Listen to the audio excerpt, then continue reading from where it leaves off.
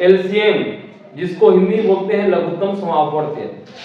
LCM, L का मतलब होता है लिस्ट, सी का मतलब कॉमन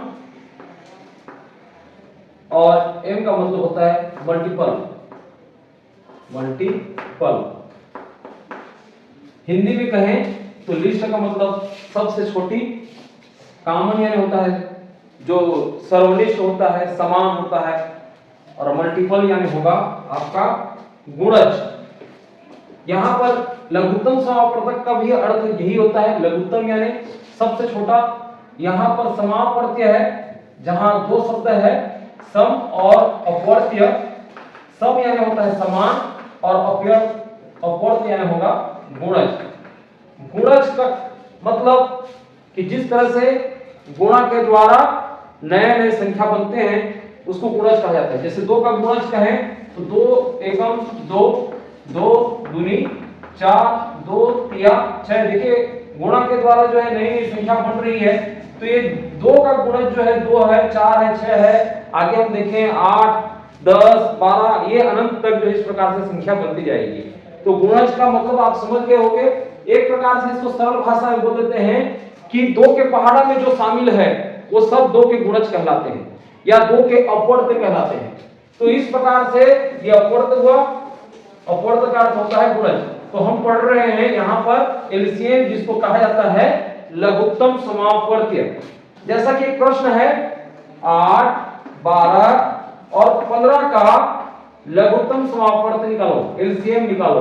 तो अब आपको क्या करना है, एलसीएम ज्ञात करो। आपको इनको इस तरह से, ठीक है। अब हमको इसको भाग देना है और भाग देने के नियम यह है कि अभाज्य संख्याओं से ही इसको भाग देना है। छोटे की मदद ले जाएगी, छोटी अभाज्य संख्या 2 कहलाती है, फिर 3, 5, 7, 11, 13 इस प्रकार से क्रम बढ़ता जाएगा। जो भी अभाज्य संख्या है उसको इसमें कटाते जाएंगे। तो इसके लिए आपको विभाज्यता का नियम भी आपको पता रहना चाहिए। 2 का विभाज्यता नियम कहने से वे संख्या जिसकी इकाई में 0, 2, 4, 6, 8 होते हैं सम संख्या कहलाते हैं, और ये सारे सम संख्या 2 से विभाजित होते हैं। 3 का भी नियम यह है कि जो संख्या के जो अंक हैं उनको हम जोड़ते हैं। जैसा कि यहाँ पर संख्या है 321, तो इनके अंकों को जोड़ेंगे। 3 धन 2 धन 1 बराबर हो जाएगा 6, और 6 3 के गुणज है या कहें कि 3 के पहाड़ा में शामिल है, तो ये 3 का विभाज्यता नियम पालन कर रहा है और ये 3 से कटेगा। इस प्रकार से 5 जिसकी इकाई में 0, 5 हो, हम देंगे 2 से। पहले चेक कर लेते हैं कि कोई संख्या 2 से जाएगा। जी हाँ, 8 और 12 जाएगा, इसलिए 2 से हम इसको भाग दे रहे हैं। 2 का पहाड़ा पढ़ते हैं जब तक कि 8 ना जाए। कितने बार में होगा? 2, 4, 8। फिर हम देखते हैं कि 12 आने के लिए कितने तक पहाड़ा पढ़ना पड़ेगा? 6, 2 छिक्का 12, और ये 15 तो नहीं आएगा क्योंकि इकाई में 5 है, तो इसको 10 का 10 उतार देते हैं। ठीक है, फिर उसके बाद जो है हम 2 का फिर पहाड़ा पढ़ेंगे क्योंकि 4 और 6 एक बढ़ जाएगा। 2 दूनी 4, 2 तिया 6, और ये 15 10 का 10 उतर जाएगा। फिर हम 2 का देंगे क्योंकि 2 बचा है, जब तक कि वो 1 ना हो जाए तब तक देते रहना है। 2 एकम 2, फिर ये 3 10 का 10 उतारते हैं और ये 15 का 15। फिर हम देखते हैं कि 3 के लिए हम पहाड़ा पढ़ रहे हैं। 1 उतार दिए, 3 एकम 3, और ये 3 पंचे 15। फिर हम देखते हैं कि 5 से हम भाग देते हैं। 1 उतार दिए, ये उतार दिए, और ये 5 एकम 5। अब देखते हैं कि नीचे में सब एक एक आ गया। अब ये हमारा काम खत्म हुआ।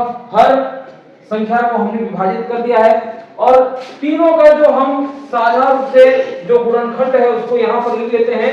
यहाँ पर लिखेंगे तो 2 गुणित 2 गुणित 2 3 बार आया है, 1 2 3, और ये 3 और 5 इनको भी लिख लेते हैं। अब इनको जो है आपस में गुणा करके देखते हैं कितना होता है। 5 या 15, 15 दूनी 30, 30 दूनी 60, और 60 दूनी 120। तो ये 120 संख्या वह संख्या है जो 8, 12 और 15 तीनों के पहाड़ा में शामिल है।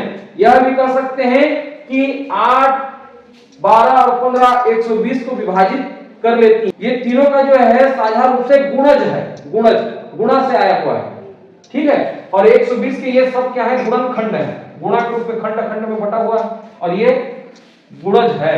और कैसा गुणज है, समापवर्त्य है, अपवर्त्य यानी गुणज, समान गुणज है। किसका, ये 8 12 और 15 का, सभी का ये समान गुणज है। और भी है इसके गुणज, लेकिन ये 120 जो है सबसे छोटी है, इसलिए इसको लघुत्तम कहा गया है। तो 8 12 15 का जो लघुत्तम समापवर्त या एलसीएम जो है आता है वो 120 आता है।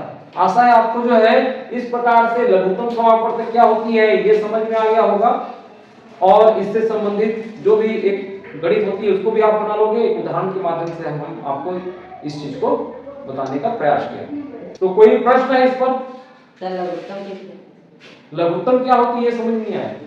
ठीक है, लघुत्तम यानी होता है सबसे छोटी, लघु यानी होगा छोटा, चूंकि ये लघुत्तम है तो सबसे छोटा या सबसे छोटी कहें जो भी है, तो किसकी छोटी होने की बात कर रहे हैं? ये जो 8 12 और 15 है ना, इसका सबसे छोटा ये समापवर्त है, ये सबसे छोटा है।